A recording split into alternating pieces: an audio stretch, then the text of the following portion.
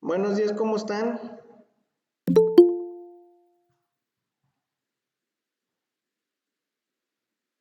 Buenos días, profesor. Bien. Muy bien, buenos días. Pues vamos a comenzar. Nos cambiamos el chip un poquito. El día de ayer estuvimos trabajando con médico quirúrgica. El día de hoy vamos a hablar de tanatología. El día de hoy estamos acerca de un tema que es de vital importancia que nosotros aprendamos a conocer un poquito. Se preguntarán por qué en cuestiones tanatológicas es importante que conozcamos muchos aspectos relacionados con, por ejemplo, la personalidad. Las clases pasadas estuvimos viendo depresión, estuvimos viendo características que definían una persona con depresión. Sin embargo, pues no deja de resultar importante que nosotros como profesionales de enfermería, si bien no vamos a ser psicólogos, pero sí tenemos la obligación de por lo menos conocer muchos de los aspectos importantes que tienen que ver con estos temas, ya que de ahí nosotros podemos entender o podemos quizás comprender gran parte de los conceptos que el paciente en ocasiones maneja en torno a estas temáticas. Y por qué no, también incluso hasta nosotros podemos tener un panorama de nosotros mismos. Yo creo que como les decía hace muchos años, yo creo que, o muchas clases, perdón, no años, muchas clases mencionaba que nosotros para poder prestar un cuidado, creo que tenemos que empezar a cuidarnos por nosotros mismos. Y lo mismo en tanatología, yo creo que antes de dar una recomendación o de hacer una intervención, primero tenemos que analizar en qué entorno estamos nosotros incursionando, porque depende de ello, del que nosotros podamos hacer esa intervención o ese apoyo emocional que el paciente requiere para su continuo de salud, que es, de hecho en la actualidad así se le denomina, el continuo de salud. Y bueno, vamos a ver que uno de los principales autores o de los principales psicólogos que nos hablan acerca de la personalidad es Sigmund Freud. Y volvemos a repetir este personaje, recordemos que nosotros ya lo habíamos analizado un poquito, no a tanto detalle, pero sí de algunas de las características que nos eh, había mencionado en el área de pediatría, sobre todo de las características del crecimiento y el desarrollo. Él nos mencionaba muchas de las fases de este proceso. Sin embargo, pues cuando hablamos de personalidad, entonces vamos a ver cómo es que empieza a interferir o a intervenir más bien, que otra cosa más que interferir, intervenir en el conocimiento de lo que es la personalidad.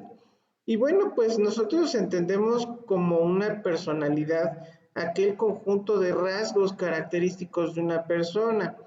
Pero bueno, ¿cuál creen entonces que sea la personalidad o cuál creen que sea la diferencia entre una identidad y una personalidad? No sé si alguien quiera participar.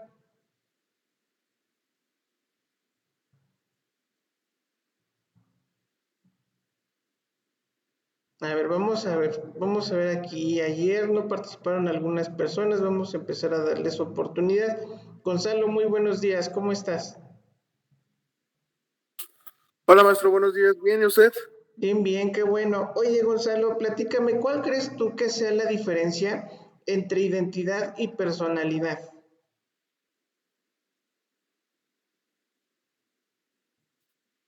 Yo pienso que la identidad es algo como que ya lo traes tú de nacimiento, ¿no? Por Ujú. ejemplo, a lo mejor cuando te registras, esa ya es tu identidad. ¿Dónde naciste? ¿Quiénes son tus padres? ¿Tus abuelos? ¿Qué edad tienes? O sea, esa es tu identidad. La personalidad es algo que vas ganando tú con el paso del tiempo, ¿no? Que eres una persona con sentimientos tales, con emociones tales, cómo te reflejas ante el dolor, ante la tristeza, ante la felicidad, o sea, esa es la personalidad como que la vas a, sí, pues agarrando con el transcurso de tu vida, ¿no?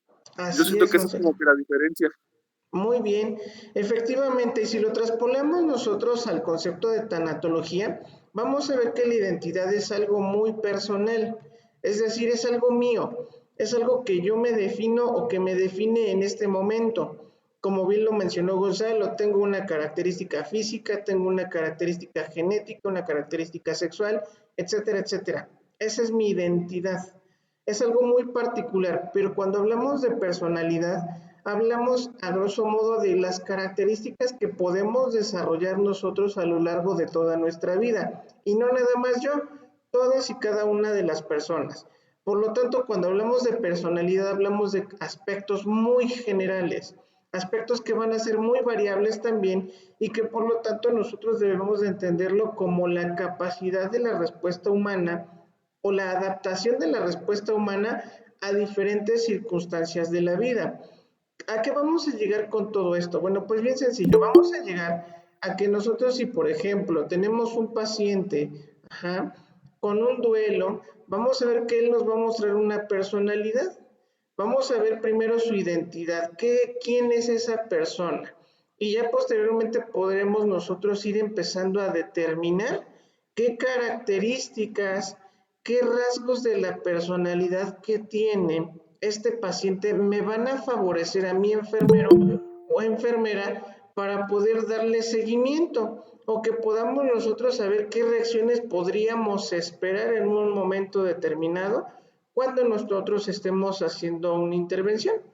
Entonces vean, más allá de que la identidad sea algo que ya es particular de una persona, en la personalidad nosotros vamos a ver estas características físicas, genéticas y sociales que reúne un individuo. ¿Cómo se va a presentar en la sociedad? ¿Cómo nos vamos a dirigir?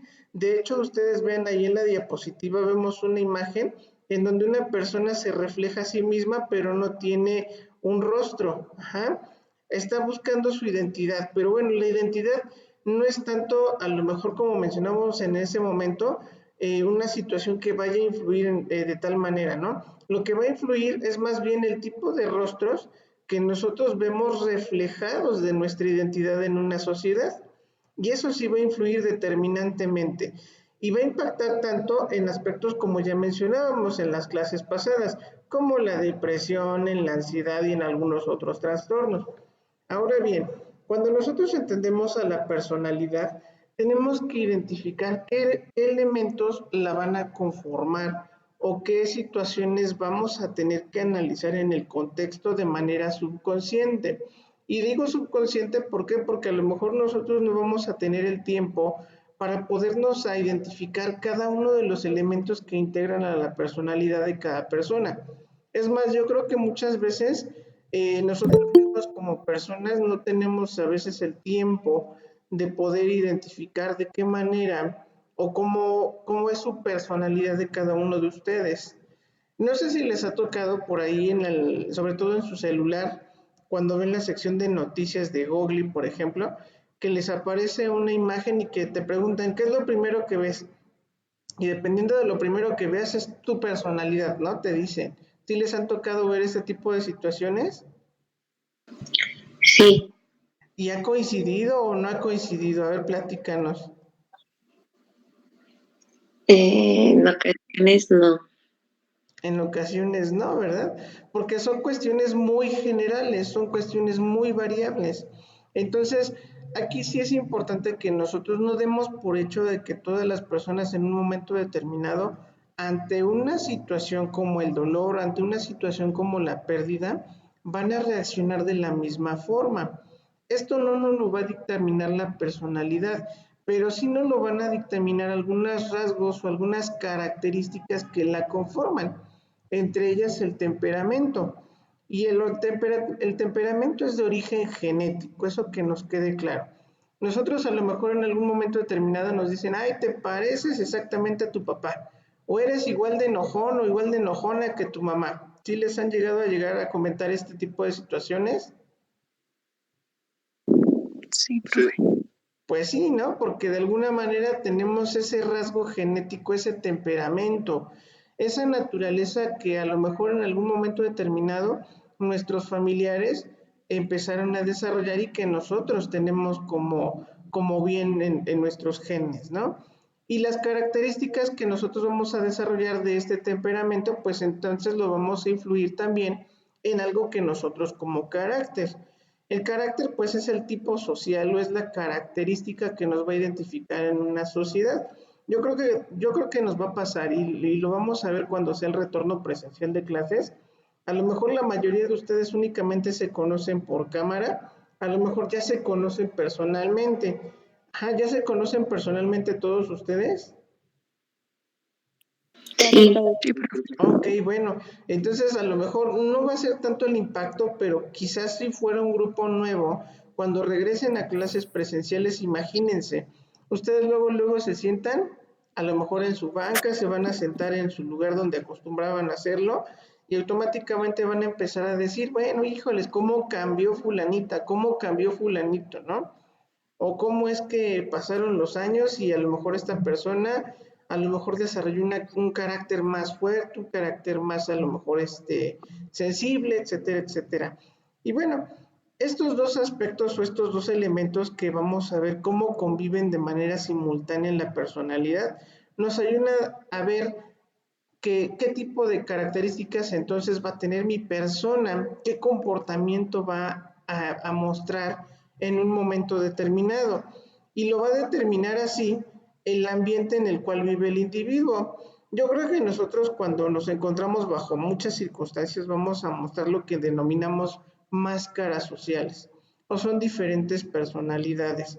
El ejemplo de ayer, por ejemplo, les pongo una situación que me ocurrió es donde tengo un paciente inestable, es un paciente que está grave. Bueno, pues técnicamente ya estaba más del otro lado que de acá. Pero bueno, al final del día tú como enfermero haces todo lo posible o lo humanamente posible por mantenerlo con vida hasta el último momento. Hasta que digamos podamos nosotros hacerlo, hasta donde podamos o tengamos permitido hacerlo. Ajá.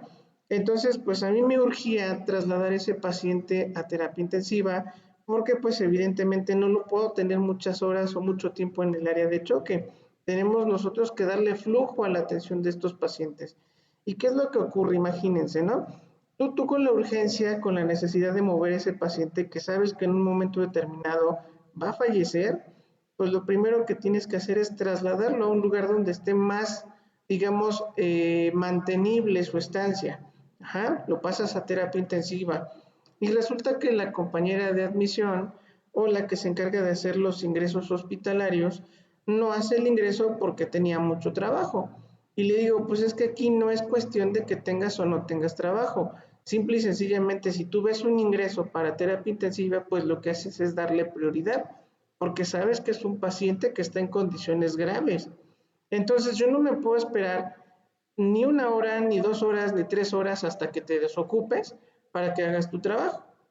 Y la respuesta de esta persona fue, pues es que por políticas institucionales, bla, bla, bla, bla, bla, bla, bla. Y le digo, bueno, entonces si el paciente fallece, ojalá tengas el mismo criterio y la misma forma de explicarles a los familiares del paciente que por sus políticas institucionales el paciente se murió aquí en urgencias. Entonces imagínate, ¿no? O sea, nosotros con el estrés que tenemos el servicio lleno, que tenemos que estar cuidando a nuestro paciente porque es nuestra obligación cuidarlo, y todavía que haya una persona de tu miembro, de tu equipo de trabajo, que no haga su función. ¿Cómo te pondrías o cómo se pondrían ustedes? ¿Se enojan o no se enojan?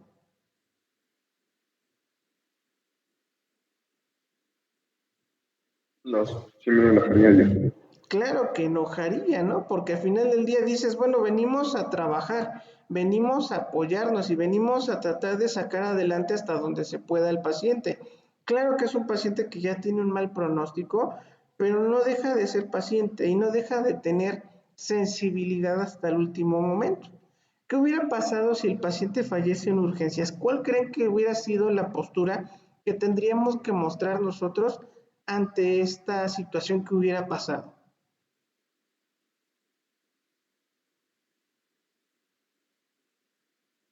Tú como enfermera o como enfermero, ¿con qué te quedas? Que brindaste un servicio hasta donde se pudo, ¿no? Claro, pero con la circunstancia que viviste o que viví con esta persona de admisión o de ingresos hospitalarios, ¿cuál crees que tenga que ser mi carácter, mi actitud que tendría que mostrar?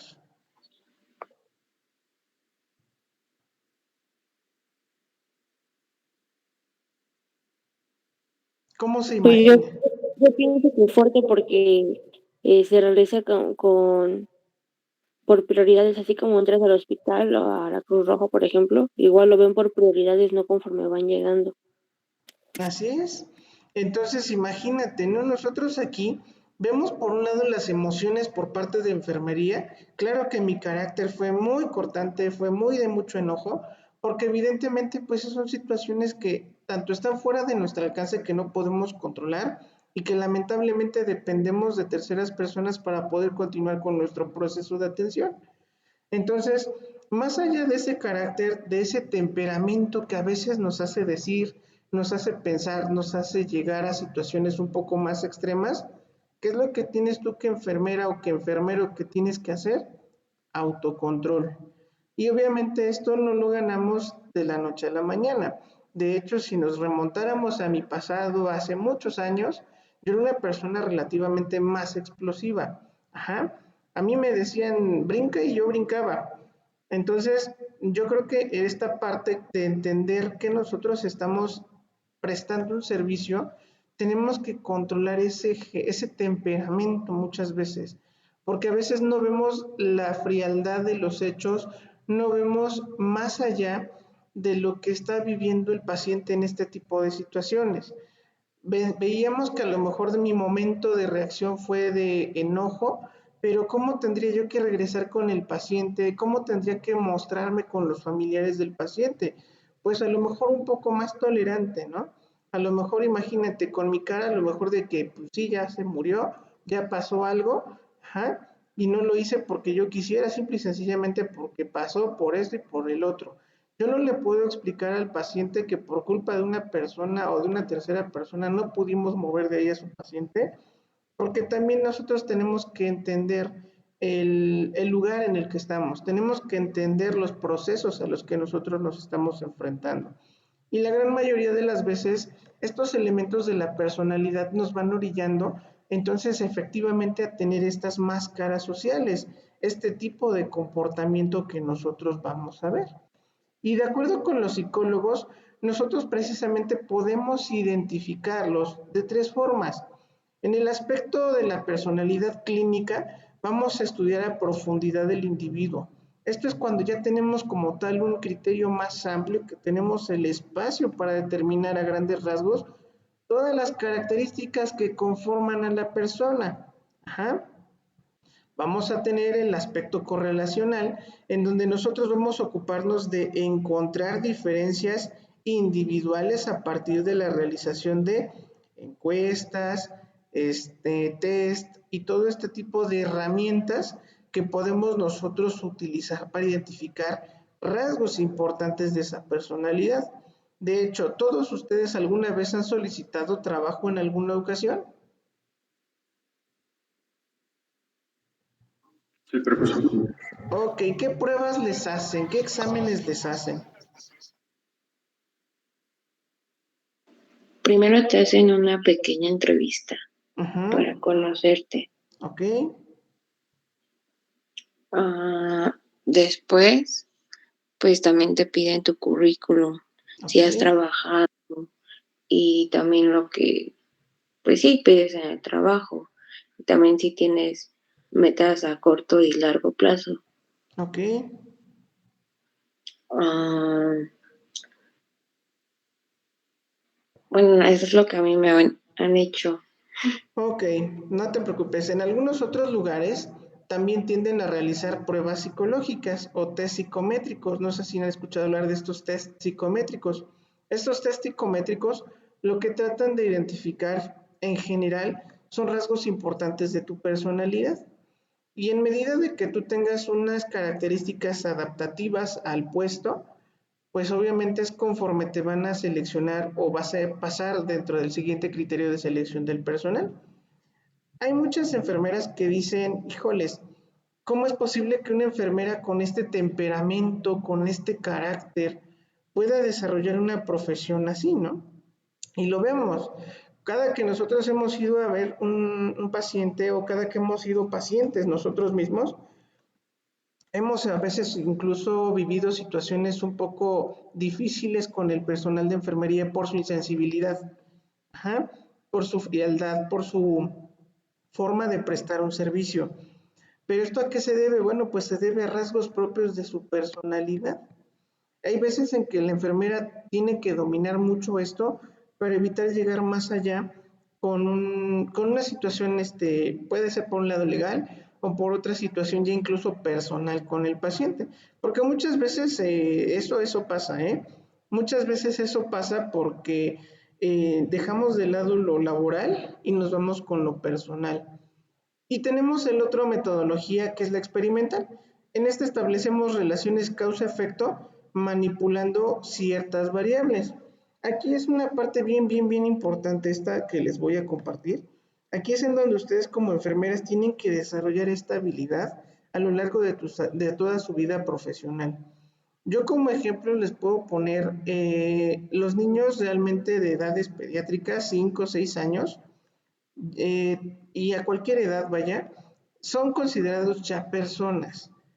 Ya tienen una identidad, aunque está en formación, pero tienen una identidad, tienen diferentes formas de personalidad por el hecho de ser niños, son muy cambiantes en ese sentido.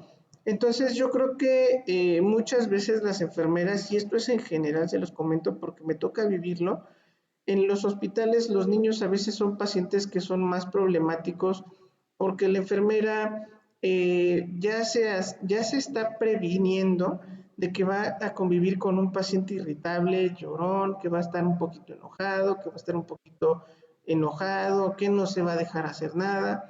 Entonces imagínate, si de una parte ya conocemos qué tipo de comportamiento esperamos de un niño, y si nosotros nos predisponemos a que vamos a realizar un procedimiento invasivo, a lo mejor ponerle un suero, una inyección, incluso tan solo una inyección, imagínate qué resultados podemos esperar. ¿Qué se imaginan en esa escena que les pongo?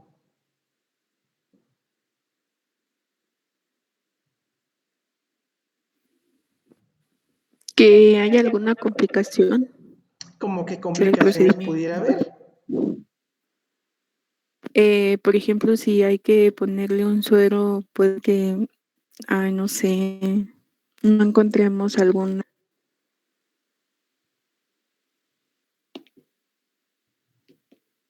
De entrada, ¿cómo puedes abordar la situación tú, Monse? ¿Cómo lo abordarías? Imagínate que a ti te toca ir a ponerle una inyección. Tan simple y tan sencillo, una inyección. ¿Cómo lo abordas? Pues creo que yo trataría de calmarme porque, Ujú, bueno, soy una persona muy nerviosa y cuando tengo que tratar con niños, me pongo más nerviosa aún porque no me gusta tratar con niños. ujú. Y Yo vemos que antes de hacer procedimiento, yo trataría de calmarme. ok. Entonces vemos que el hecho de tratar con niños es difícil. Es difícil porque evidentemente el comportamiento, la actitud que va a tener este paciente, ajá, va a ser pues muy variable. Pero ¿qué pasa si tú, por ejemplo, te acercas a un niño que escucha, que entiende, que obedece? ¿Crees que puedas tener un mejor resultado todavía?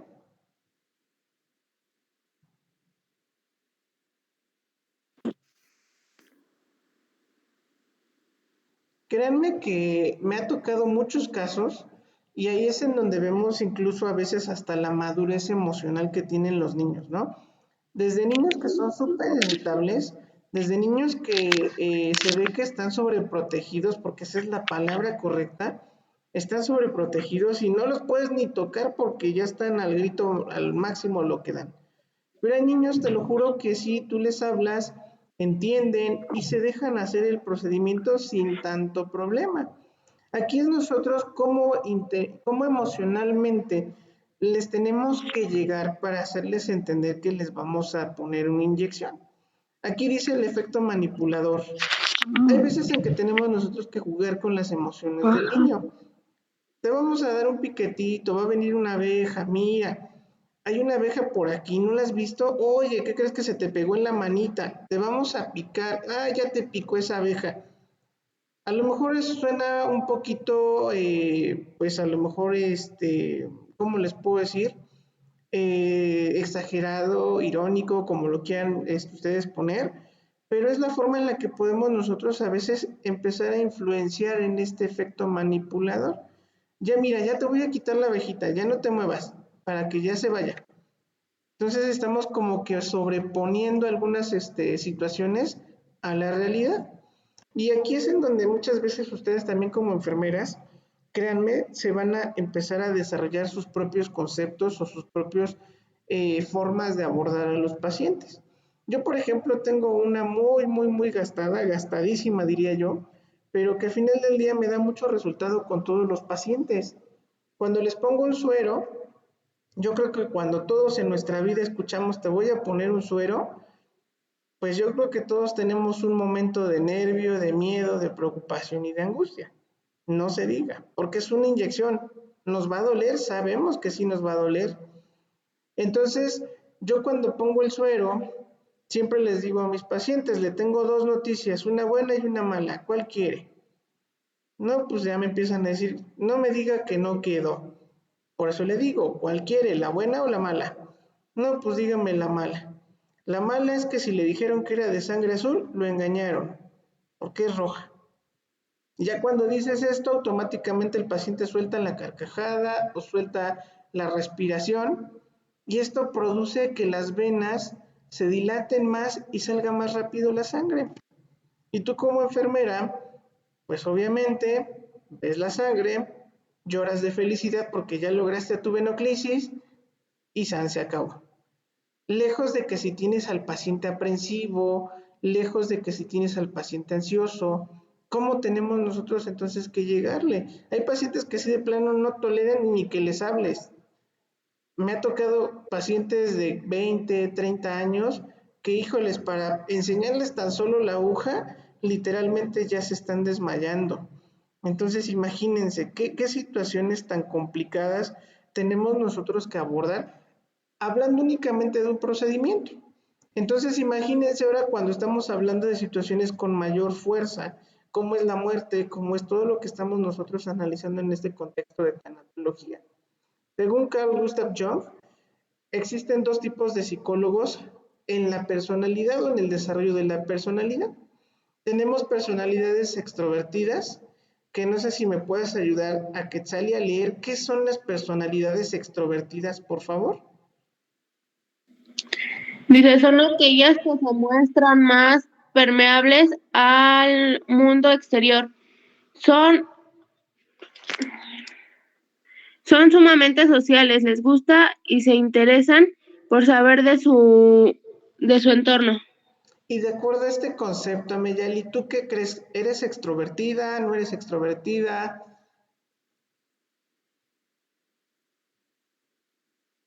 Sí, soy un poco extrovertida. Ok, porque hay rasgos, hay características que a nosotros nos definen, ¿no? A lo mejor no seremos el alma de la fiesta, pero estamos ahí en todo y estamos en todos los temas, en todos los momentos de la fiesta y de alguna manera dicen, oye, esa chica es buena onda, ese chavo es buena onda. Entonces, vean que tenemos este tipo de personalidades. ¿Creen que este tipo de personalidades les cueste trabajo dar noticias difíciles? Yo digo No. que no, porque ya tienen, pues ya, o sea, están acostumbrados a hablar y ya no les cuesta tanto trabajo. Ok. Y vamos a ver, Gloria, ¿me apoyas, por favor? Muchas gracias, Ameyali. ¿Me ayudas, por favor, con introversión? Sí, profe. Son aquellos que suelen volcarse y abocarse más al universo de sus sentimientos y pensamientos. Ok, ¿tu personalidad crees que sea introvertida? Mm, no sé si hay un punto medio, pero yo creo que sí, porque una cosa es lo que mostramos y otra cuando realmente estamos en la situación. Y a mí a veces me cuesta trabajo como expresar. Ok, yo creo que en algún momento todos tenemos ese problema, ¿no? Y efectivamente, como bien lo mencionas, Gloria, hay veces en que estamos en un punto intermedio entre de que me dan cuerda y me desato, ajá, y cuando de plano no busco la confianza, no encuentro esa seguridad de desarrollarme en un ambiente, pues me reservo, ¿no? Yo creo que esto lo vemos muy común en los niños sobre todo, porque obviamente pues cuando ellos ven que a lo mejor las circunstancias lo permiten, les son el alma de la fiesta a los niños. Cualquier gracia que hacen los papás, los visitantes, los amigos, pues automáticamente les festejan todo, ¿no? Pero cuando los regañan, pues como que les ponen un stop a toda su personalidad y se empiezan a aislar, empiezan a cohibirse, empiezan a tener un comportamiento más errático, más huraño, digámoslo de este sentido, y ahí es en donde empezamos a veces a tener problemas desde la infancia. Por eso es importante que desde la infancia se vean todas las características que van conformando al paciente pediátrico para que cuando traspolamos la edad adolescente y a la edad adulta, nosotros veamos qué rasgos de personalidad trae este niño o qué rasgos de personalidad trae este paciente. Hay pacientes, se los juro, que en la gran mayoría de los casos en urgencias no necesitan un medicamento, no necesitan un tratamiento médico como tal. La gran mayoría de las veces, si no es que por ahí del 70-75% de los pacientes que te llegan a urgencias, gran parte de su problemática radica en el hecho de que no son escuchados, radica de que no le ponen atención a su cuerpo ni a su salud. Entonces, imagínate, nosotros estamos conviviendo cada día y no se diga en la actualidad con más problemas, ajá, de personalidad o que sufren trastornos de personalidad por las mismas complicaciones que el entorno. Recuerden que dijimos que el entorno es lo que los va a empezar a moldear, los va a empezar a adaptar a una realidad. Y obviamente uno de los principales elementos que nos interesa evaluar en muchas de las veces, yo creo que todos tenemos un ego muy pequeño, muy grande a lo mejor, pero esto se basa precisamente en este control emocional, en este control de todas nuestras variables emocionales que podemos o solemos tener en la sociedad. Por un lado, priva a la persona, ajá, de la felicidad. ¿Cuántas veces nos limitamos nosotros a ser felices? Ajá. A lo mejor sí hay circunstancias que no nos lo permiten, pero ¿cuántas veces en lugar de quedarnos ahí buscamos mejorar otros aspectos, ¿no? Tenemos delirios de grandeza, en algunas situaciones, por supuesto. Tenemos indiferencia en algunas ocasiones ante los demás. Ajá. Los intereses y las necesidades, que también es un punto que en ocasiones nos cuesta trabajo sobrellevar. La necesidad y búsqueda de ser el centro de atención, lo que les decíamos, hay muchas relaciones en las que se basan precisamente en el hecho de llamar la atención o de querer llamar la atención. Hay una exaltación de la propia personalidad, eliminan la presencia de sus amistades. Esto es algo muy común. Se enfoca exclusivamente en sus propias necesidades. Es una forma de aislamiento. Yo creo que en algún momento determinado nosotros nos hemos encontrado en este punto, ¿no? Y no es porque seamos egocentristas, sino que volvemos a lo mismo. El mismo entorno, la misma situación nos va empezando a llevar a... ¿Creen que un paciente en estado de duelo pueda ser egocentrista en algún momento? ¿Qué piensan?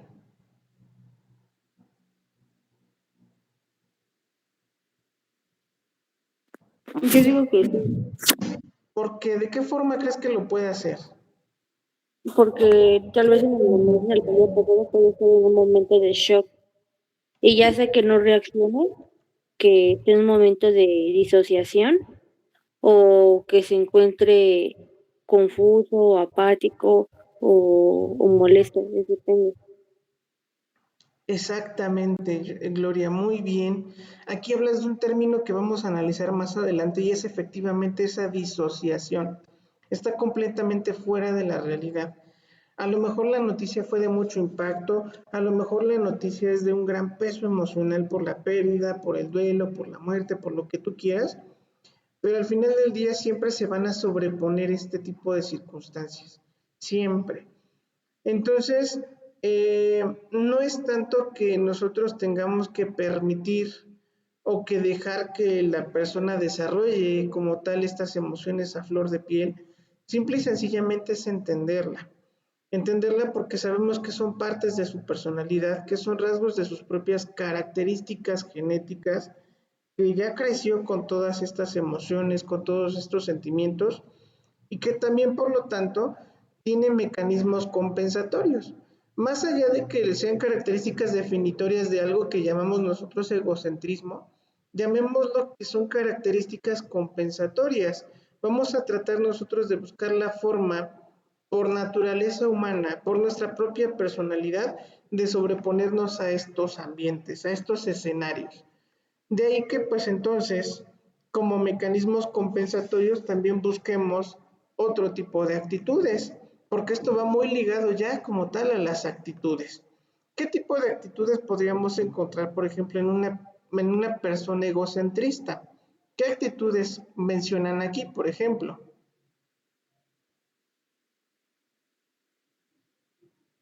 A ver, Jocelyn, buenos días. Buenos días. Priva a una persona de su felicidad.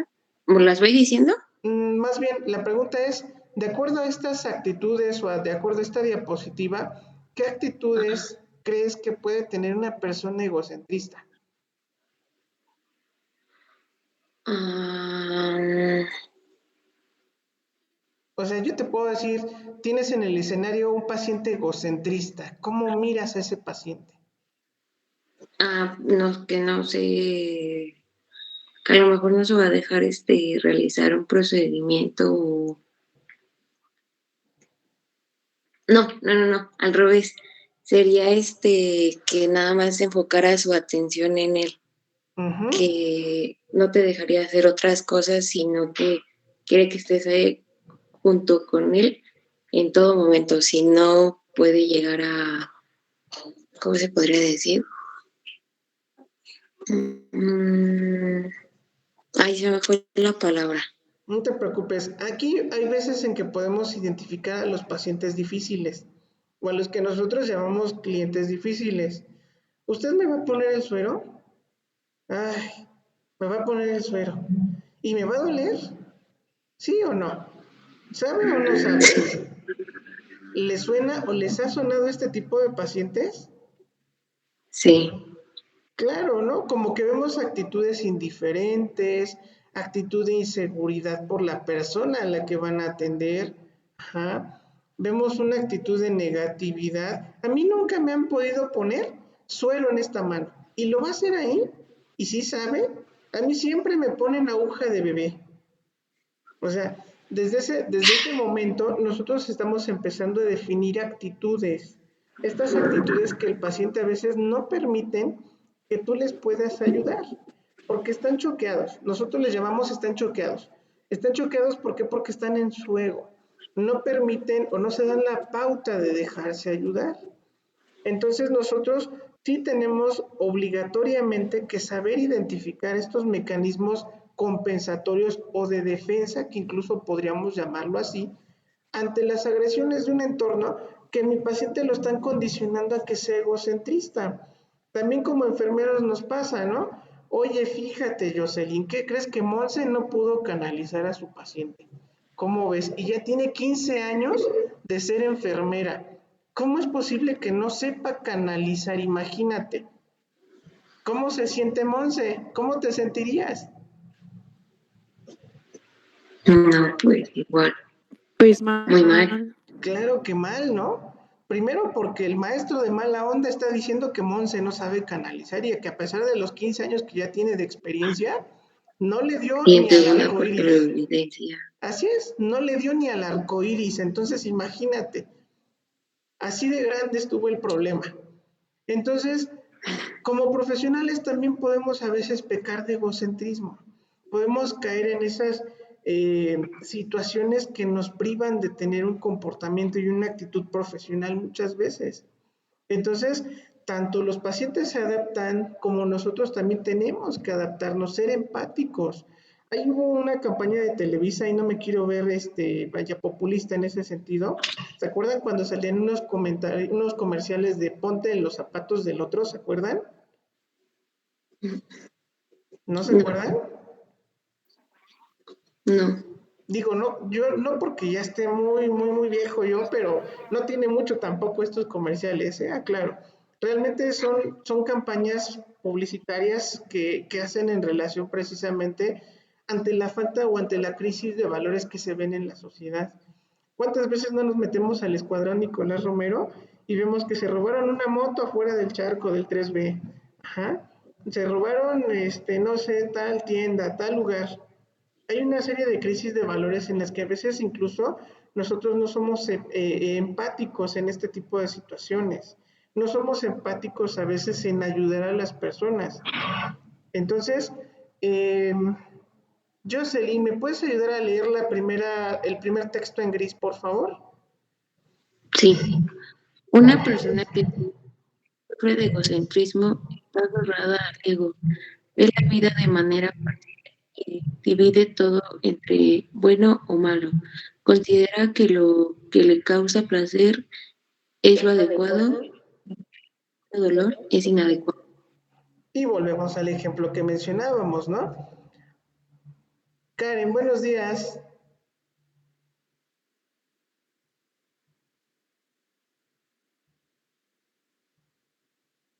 Bueno, ya se salió. Fanny, buenos días.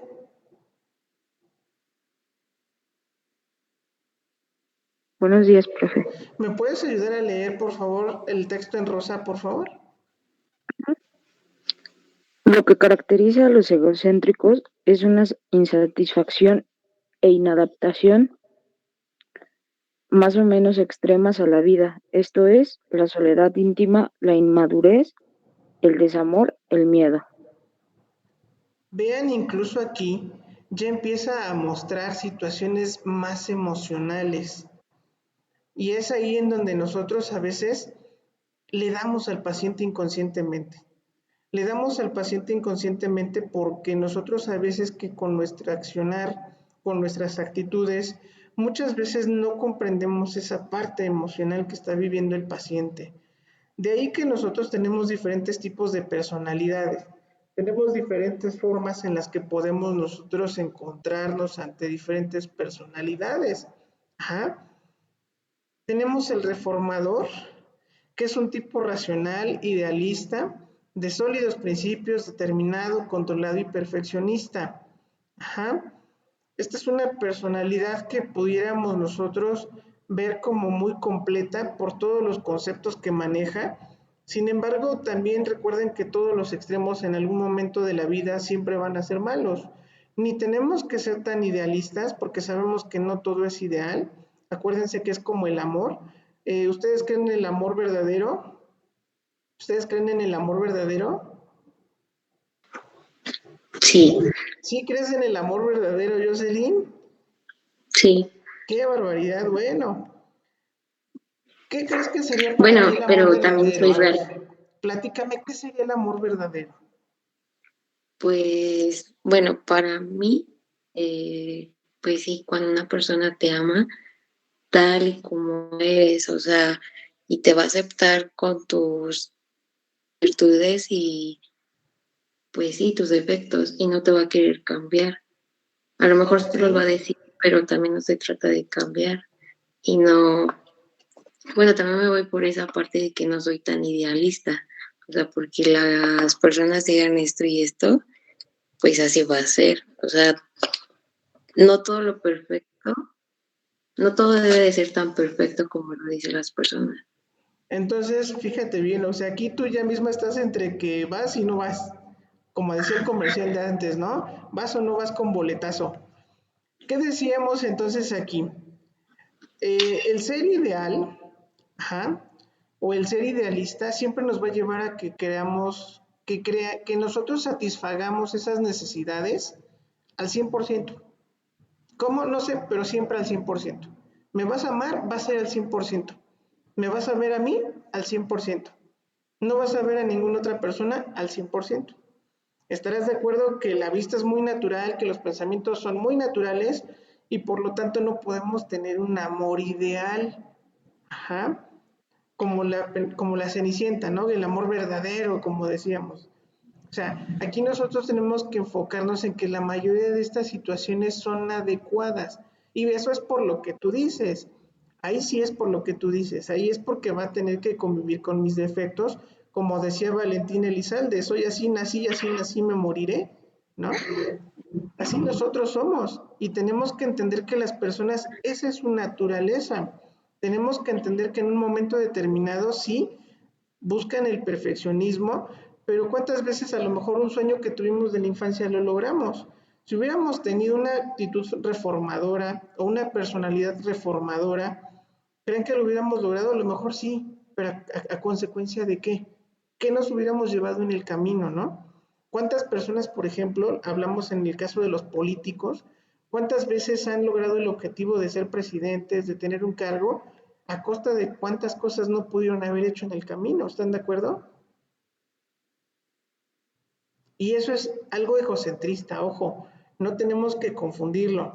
Tenemos otra personalidad que es el ayudador, es el tipo interpersonal, preocupado por los demás, es generoso, demostrativo, complaciente y posesivo. ¿No le suena esta palabra de posesivo? Sí. ¿Qué entenderían en ese tipo de actitudes entonces? O de personalidad más bien. Bueno, yo lo siento así más como los papás sobreprotectores. ¿Ok? ¿Y qué pasaría entonces con el educando? Mm,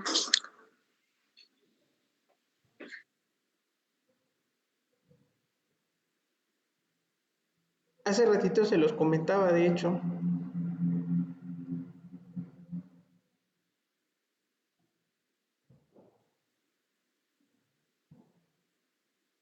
¿Qué pasa cuando un papá le da todo a sus hijos? Se preocupa por ellos, se los demuestra, les complace hasta en lo más mínimo, ¿Lo sobreprotegen? los sobreprotege efectivamente. Entonces tenemos una personalidad ayudadora donde sí ciertamente nosotros nos preocupamos por el paciente, pero en algunas ocasiones esto, no sé si les ha tocado de no te metas con mis pacientes como enfermeras, ¿no? No les ha tocado, bueno, no se preocupen, pero les va a tocar, se los aseguro. Tenemos el triunfador, es un tipo pragmático, orientado al éxito, adaptable, sobresaliente, ambicioso. Vemos que aquí este tipo de personalidad, pues relativamente está más adaptada, ¿no? Es como que más flexible en todos los sentidos de la personalidad, digámoslo así. Lo único que no habría que confundir en este tipo de personalidad es la ambición, porque muchas veces también la ambición en ambos extremos, el ser poco ambicioso, el ser muy ambicioso, muchas veces modifica la personalidad de estas personas, ¿no? Entonces, tenemos también el individualista. Esto lo vemos mucho en las aulas nosotros como docentes. Incluso ustedes también como alumnos lo llegan a ver. Es el tipo sensible, reservado, expresivo, dramático, como la tía Licha, ajá, ensimismado, ajá, y temperamental, que no le dice uno nada porque ya se puso como gato, todo erizado, todo a la defensiva.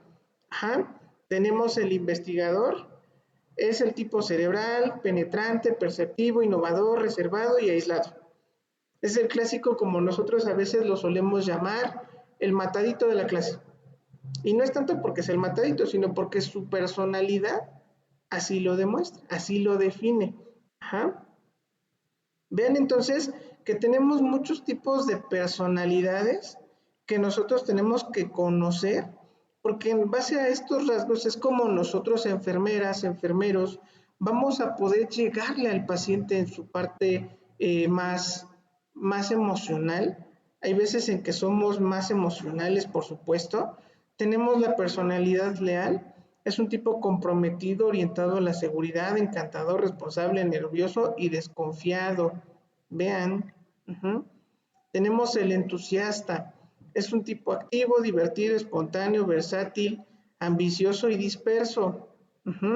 Yo creo que a lo mejor si me conocieran en el hospital me pudieran ubicar en este tipo de personalidades. Porque yo les digo a mis compañeros, ¿quieren un turno aburrido o quieren un turno buena onda? No, pues queremos un turno buena onda, perfecto, entonces vamos a ver cómo lo hacemos para llevarnos bien en toda la tarde, ¿no? En situaciones de ayer de estrés me ven enojado y me dicen, híjoles, es que muy pocas veces te vemos enojado. Es más, para que te hagan enojar, ¿qué te hicieron? Dime, porque pues sí, te vemos a veces, es muy raro que te veamos enojado. Le digo, pues imagínate, tú ponte en el lugar del familiar, ajá, y que no puedan mover a tu familiar por un trámite administrativo. ¿Cómo te pondrías? Pues muy mal, ¿no? Te enojaría, te enfadaría, te pondrías muy completamente irritable. Ahora imagínate, tu servicio, tu función aquí es ver por el paciente. ¿Qué pasa cuando no realizas algo que sea en beneficio de tu paciente? Pues te molesta porque profesionalmente tienes el entusiasmo, tienes esa necesidad de ayudar a las personas en todo momento y que no lo logres por un trámite administrativo, pues sí enoja. Y de hecho me decían ayer, oye, que te vimos súper rarísimo en la parte final del turno porque estabas enojadísimo. Y le digo, y antes de milagro no me agarré a golpes con la de admisión, nada más porque soy muy buena persona. Le digo, pero si no, si hubiera tenido la oportunidad de hacerlo, lo hubiera hecho seguramente. Pero bueno, son circunstancias que nos van adaptando, ¿no? El desafiador, esto es muy común que nos encontremos, sobre todo en las etapas finales de la vida, ajá, porque ahí es cuando nosotros a veces encontramos actitudes todavía más difíciles por parte de los pacientes. Es el tipo poderoso, es el que prácticamente aquí el paciente ya dice que ya no va a salvarlo nada, está seguro de lo que dice, está decidido a hacer lo que tenga que hacer, está voluntarioso, pero también a la vez retardador, no realiza las acciones o no actúa de una manera inmediata, como que piensa demasiado todo lo que va a hacer antes de actuar. Entonces aquí en este tipo de personalidades es en donde más nosotros a veces batallamos, porque la personalidad misma no le permite abrirse a la persona al tratamiento, no le permite a que nosotros podamos hacer algo por el paciente. ¿Qué tipo de personas, por ejemplo, pueden ubicar, qué edades de qué tipo de personas pueden ubicar en este tipo de personalidades, por ejemplo? ¿Podría ser los de la tercera edad? Exactamente. ¿Les ha pasado que le dicen al abuelito, abuelito, ponte tu suéter porque hace frío? No, no pasa nada. Y así se salen a la calle. Aunque esté lloviendo, aunque esté el frío a todo lo que da, ¿a poco no se salen así en la calle? Desafían. Con su actitud que hacen, se sienten seguros de sí mismos. Ah, pero al ratito cuando ya regresan con tos, con gripa, déjame, no quiero nada, solito se me va a quitar. Les ha tocado, sí los han escuchado. Entonces, ¿qué podemos hacer con estas personalidades? ¿Qué se imaginan?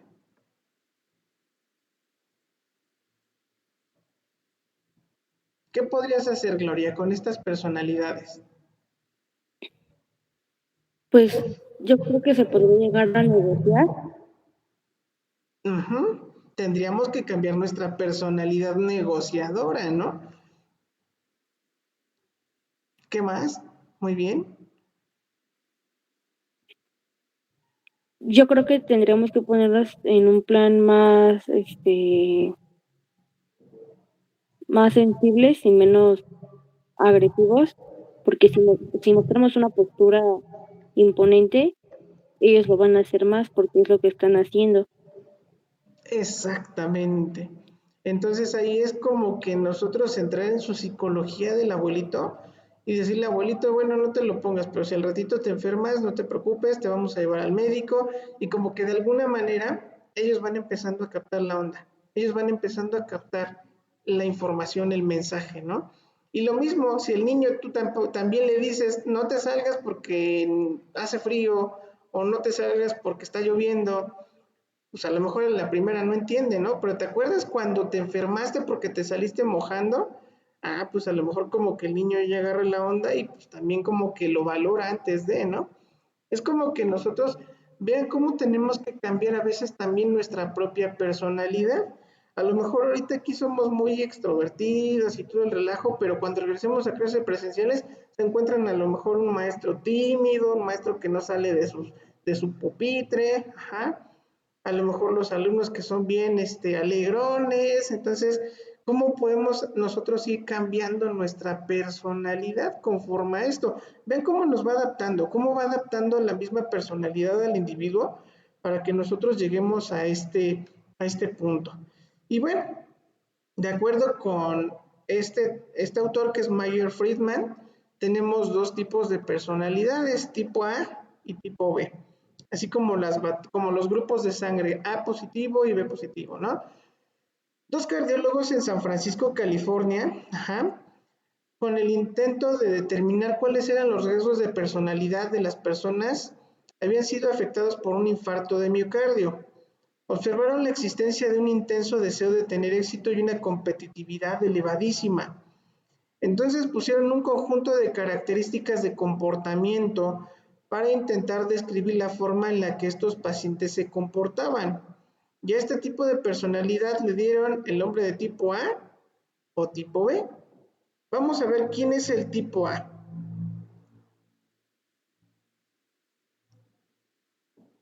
Vane, buenos días.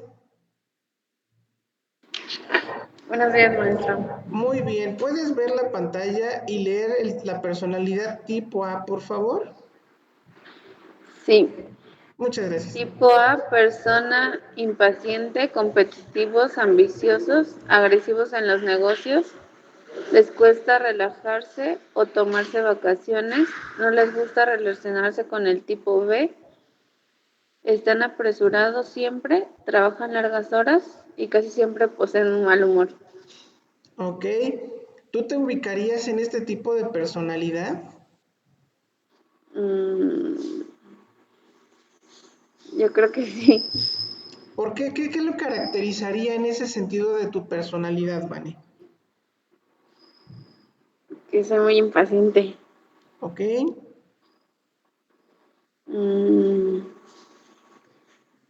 A veces también como muy competitiva. Quiero como ser a lo mejor mejor que todos. ok, Mm,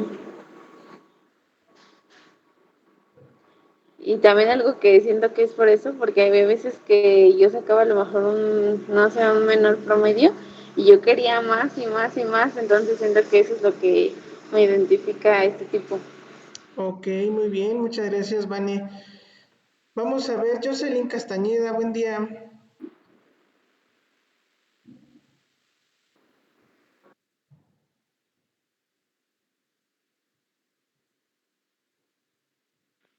Buenos días. ¿Puedes ayudarme a leer la personalidad tipo B, por favor?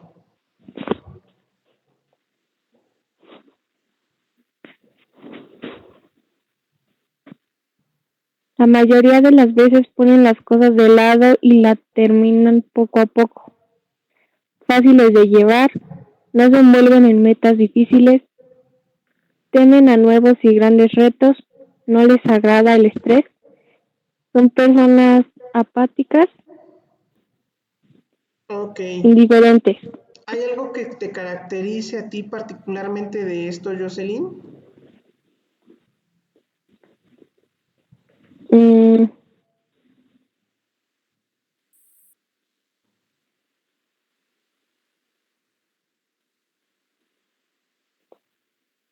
creo que no. Ok. ¿Te identificarías entonces con la personalidad tipo A? Sí. Ahí sí que te caracterizaría a ti. Lo competitiva Ok. e impaciente. Muy bien. Como que todos tenemos algunos rasgos de uno y de otro, ¿no? Tipo A y tipo B. A lo mejor más menos o nos identificamos más con un tipo de personalidad que la otra. Al final del día, ¿a qué vamos a llegar con estos dos tipos de personalidades? Bueno, pues tenemos que entender que tenemos que modificar de acuerdo a estos dos criterios. Hay pacientes que van a ser muy agresivos, hay pacientes que están son impacientes en general, pero también tenemos que retomar esa personalidad de que nosotros podemos ser una personalidad tipo B, como nosotros en farmacología, ¿no? Cuando tenemos una intoxicación por un medicamento, ¿qué es lo que buscamos? El antídoto, ¿no? Buscamos el antídoto para tratar de sobrellevar los efectos del fármaco que me está ocasionando un problema. Y lo mismo, cuando nosotros vemos un tipo de paciente que está impaciente, que está agresivo, que está grosero, que está gritando por todo, ¿cuál crees que sería la mejor forma de llegar a algo con este paciente? ¿Tú qué piensas? ¿Qué harías, Amayal? Imagínate que el paciente está enojado porque ya te tardaste 15 minutos en ir a ponerle su inyección que le tocaba. Y cuando por fin te presentas con el medicamento, te empieza a gritar, ay señorita, es que llevo aquí 15 minutos y no me atiende, no me pone mi medicamento. Eso lo tiene que saber su supervisor. ¿A quién me tengo que dirigir? ¿Tú qué harías? Pues explicarle que a lo mejor hubo complicaciones y llegó un paciente que tenía algo más grave y pues primero se tuvo que atender a él ya que era más grave A lo ver, que tenía. señorita, a mí me va a inyectar y no me importa lo que le pase a otro paciente. Usted tenía la responsabilidad desde hace 15 minutos de venirme a poner mi medicamento. ¿Por qué no está ese medicamento? Mm, Sigo esperando su respuesta, señorita, porque fíjese, ya me quitó 15 minutos de mi tiempo y todavía tengo que entrar al tecnológico de Atizapán porque me están esperando a mis alumnos para tomar clase. ¿Qué me va a responder, señorita? Le voy a decir que sí, que a lo mejor todos tenemos prisa y todo eso, pero pues que también tiene que entender que no nada más es el único paciente que se va a atender, que Ah, hay... o sea, ¿usted piensa que soy el único paciente que me tengo que No, atender? no. Sí, vamos viendo cómo se pone la situación. Paciente Sí. difícil, la enfermera se pone difícil porque me está tratando de justificar de que no soy la última Coca-Cola del mundo. Ajá. Pero ¿qué es lo que pasa en ese sentido? Si tú gritas, el paciente grita. Si tú Ujú. te quedas calmada, escuchas al paciente, le das la razón hasta cierto punto, como que vamos a empezar a involucrarlo en la personalidad de tipo B para que lo llevemos fácil. ¿Sí me explico? Sí. ¿Qué pasa cuando tú te pones para pelear? Siempre vamos a necesitar dos personas, siempre. Si tú me gritas, yo te grito. Si tú me pegas, yo te pego. Pero si nosotros escuchamos, si nosotros nos permitimos hablar, ¿cómo sentiste cuando te interrumpí? Pues sí, sí se siente feo porque pues los pacientes, algunas personas no están conscientes de las dificultades que puede haber. Y también te dan ganas de interrumpirme a mí, ¿no? Sí. Pues no me dejo, pues no, estamos siendo competitivos, ¿no? Estamos viendo a ver quién puede más, quién tiene más esa personalidad dominante. Ajá. Yo no voy a permitir que tú me dejes llevar por tus emociones, ni tú tampoco vas a permitir que yo lo haga. Ahí estamos compitiendo. Vemos esa diferencia de personalidades. A veces como enfermeros, se los juro, estamos tan metidos en nuestra onda que no nos ponemos a pensar un poquito en estos detalles que nos van a abrir el camino para poder, por un lado, entender mejor al paciente, acompañarlo en su dolor, acompañarlo a lo mejor en el momento difícil y obviamente pues después la insatisfacción, créanme, se los juro, porque todo este tipo de circunstancias un profesional, un servidor lo ha vivido, hay veces en que te deja descontento emocionalmente. Te deja descontento porque dices, híjole, si hubiera sido más empático, yo creo que no me hubieran reportado. Yo creo que si hubiera sido más tolerante, a lo mejor otro resultado hubiera tenido. Yo creo que si nunca hubiera dicho esta palabra, porque ahí fíjense, incluso palabras que podemos decir no con la intención, pero el hecho de decirlas, pues ya nos lleva a que el paciente o que la otra persona tenga una actitud o modifique su actitud de manera diferente. Entonces, vean que para enfermería la actitud, la personalidad siempre va a ser una parte que nos va a dar mucha lata en toda nuestra vida profesional, porque tenemos que adaptarnos a la idea, a la cultura, a muchas cuestiones del paciente mismo, ¿no? A lo mejor hay cuestiones que yo no domino, hay cuestiones que yo no manejo, también es válido decirlo. Señor, permítame, si gusta, le mando a mi supervisor que pudimos haber hecho en este ejemplo, ¿no? Ahorita viene el supervisor, le puede explicar sin ningún problema, tranquilícese. Si tú le dices tranquilícese, ¿crees que lo va a lograr? Imagínense, pues no, ¿verdad? Es lo que les digo, hay palabritas que en lugar de ayudarnos nos va a poner peor. Entonces, pues no. Para esto, pues es importante que también dentro de los trastornos que existen en la personalidad, les decía yo hace algunas clases, no vamos a entender al 100% la forma en la que el paciente va a reaccionar. Tanto puede reaccionar positivamente, también puede reaccionar de la peor forma, y es importante que entonces nosotros conozcamos algunas de las características más importantes en cuanto a la normalidad de la personalidad. Y ojo, porque también aquí ustedes como enfermeras, recordemos que también tenemos que asegurarnos de nuestra propia seguridad. ¿A qué me refiero con esto? A que tenemos nosotros que saber identificar situaciones que a mí enfermero me puedan poner en peligro. Ojo, cuando nosotros vamos en la calle, por ejemplo, y vemos actitudes sospechosas que nos vienen siguiendo, que su personalidad se presenta amenazante, pues también tengo que salvaguardar mi integridad, a lo mejor física, emocional, de cualquier tipo. Vamos a ver que una de las principales anomalías en la personalidad de cada uno de nosotros, y esto sí es en general, va a ser la neurosis. Es una alteración menos grave de la personalidad y podemos tenerlos en mayor o menor grado cada uno de nosotros. ¿Qué pasa cuando tu mamá o tu papá te encarga algo bien importante para él y no lo haces? ¿Se enoja o no se enoja?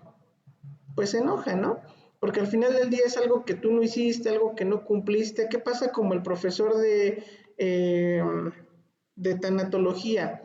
¿Qué pasa si no prenden su cámara? Se enoja, ¿no? Y se enoja porque se siente pues no escuchado, etcétera, etcétera. Se pone punky, como dicen ustedes que son jóvenes. Ajá. ¿Y qué es lo que pasa? Ah, pues el profe ya se puso punky, se va a desquitar. Pues no. Pero bueno, al final del día es una neurosis, ¿no? Estamos tratando de cambiar personalidades porque hay situaciones que nos están llevando a... Todo esto va a girar en torno a la ansiedad, a la evitación, en donde el individuo mantiene contacto con la realidad y conciencia de su malestar. Eso que a mí me molesta, eso que a su papá o a su mamá les molesta por algo que no cumplieron, los va a tener aquí en el dedo del renglón, como dicen, ¿no? Y como le hacen ustedes ahora, literal, ¿no? Te tengo fichado, literal. Entonces, imagínense un paciente con alteraciones emocionales, pues es un paciente que va a estar a la defensiva, que lo va a tener más o menos neurótico. Desde el paciente que está irritable de que no te habla, desde el paciente que solamente te verbaliza que está incómodo y punto, que no quiere que le hables, que le apagues la luz, incluso que lo dejes solo, hasta el paciente que incluso te va a aventar lo primero que encuentre en su entorno. El riñón, que puede ser una bata, que puede ser lo que tú te encuentres en el entorno, lo va a aventar. O que incluso hay pacientes que incluso hasta te golpean como enfermera o un enfermero. Entonces tienen que tener ahí mucho cuidado. Por eso les digo, es bien importante que nosotros en este sentido sepamos cuando nosotros nos percibamos una amenaza para nuestra seguridad. Se los juro que sí. Ha habido muchos pacientes que llegan en un estado bien, de veras bien complicado, que tú sientes que en cualquier momento te van a soltar un guamazo. Te lo juro que sí ha llegado ese momento.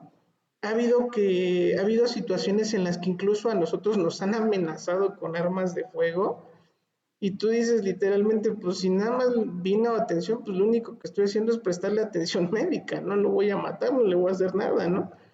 Pero te lo juro que hay veces en que las personas llegan en un estado neurótico tan extremo que tenemos que tener mucho cuidado de ello.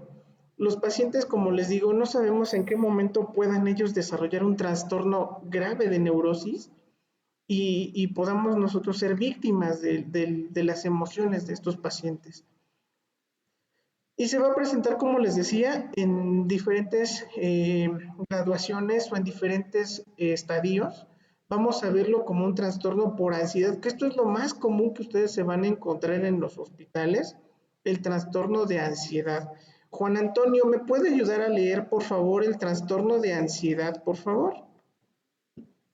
Profesor, Sí, gracias. trastorno de ansiedad, estado de depresión, de temerosa incertidumbre o de miedo producido por una amenaza anticipada. Ok, yo creo que todos en esta vida tenemos estrés. El estrés mismo nos va empezando a condicionar un comportamiento temeroso, cómo me va a ir de calificaciones, cómo me va a ir de días de trabajo en un servidor, me va a llegar o no me va a llegar un paciente de choque, cómo va a ser mi traslado de la escuela al hospital, del hospital a mi casa y viceversa. Todos tenemos ansiedad de algo, tenemos una incertidumbre. Si nosotros tenemos una sensación inminente de que algo nos va a pasar, seguramente nos va a pasar. Nosotros nos estamos predisponiendo. De hecho, ustedes hagan el ejercicio un día. Me duele la cabeza, se mentalizan tanto que en un momento determinado les va a doler la cabeza. Y se los digo porque, pues, ¿quién no algunas veces por la ansiedad siente muchos signos y síntomas de desesperación? Y vean las imágenes, hablan por sí solas. Cuando ustedes ven un paciente en estas características, automáticamente estamos dando por hecho que están ansiosos. ¿Quién de ustedes se muerde las uñas? ¿O quién de ustedes hace algo de manera inconsciente y que después se dan cuenta que lo están haciendo? Por ejemplo, un servidor, por ejemplo, aquí Leslie, por ejemplo, le tiembla la mano, muy bien. Juan, nos ibas Yo me a empiezo a compartir sonar los algo. dedos de la mano. Ajá.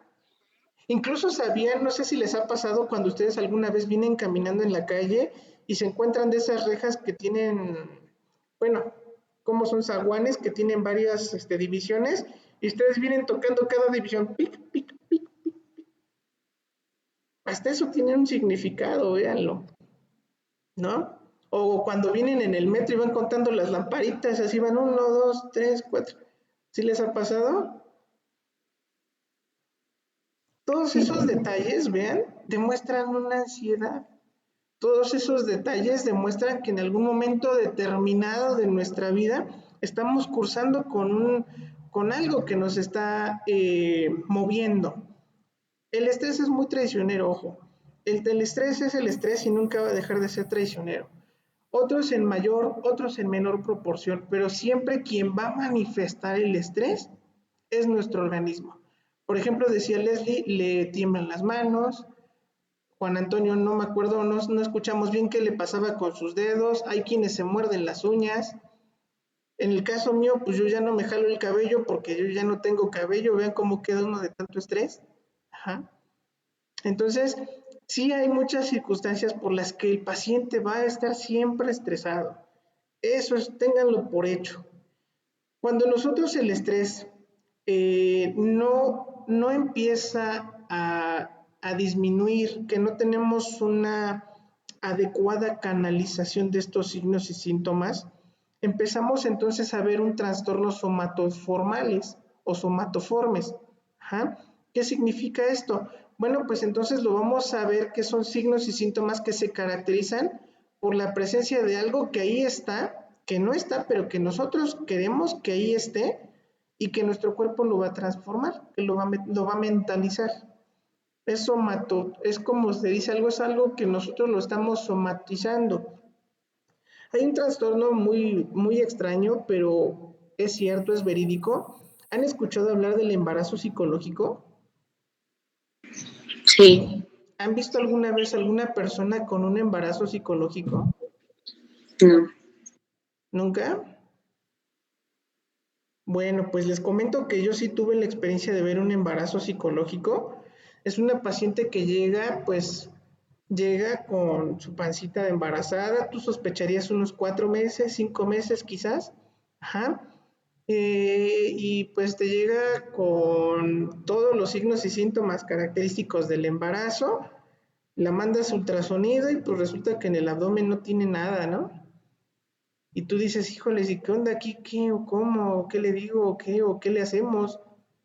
Entonces, pues se tiene que canalizar esta paciente porque evidentemente esto partió de la necesidad de tener un hijo por parte del paciente, lo somatizó, su cuerpo lo transformó, lo materializó literalmente, pero al final del día no había ningún embarazo.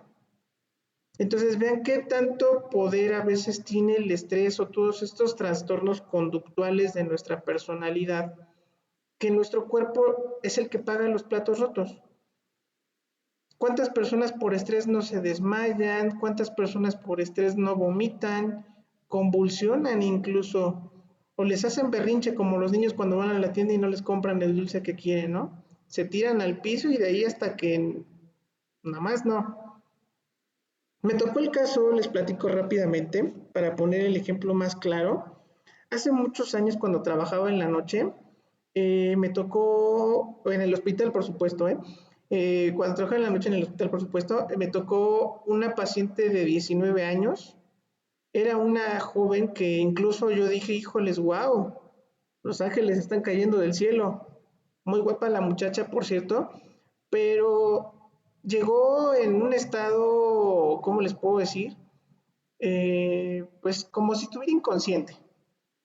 Tú le hablabas, no te respondía, tú le dabas un pellizquito, pues medio movía la mano y pues nada, o sea, no te respondía. Tú le tenías que abrir los ojos para revisarla, no, o sea, ninguna respuesta por parte de la chica esta, ¿no? Y pues dice el doctor, bueno, pues vamos a mandarle estudios generales, vamos a ver qué vamos a hacer con esta paciente y listo, ¿no? Perfecto.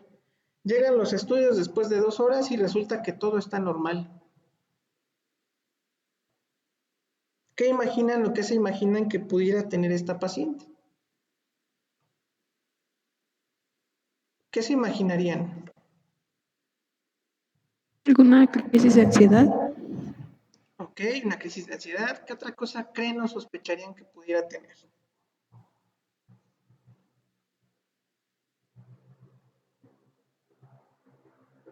¿Podría ser que estaba fingiendo?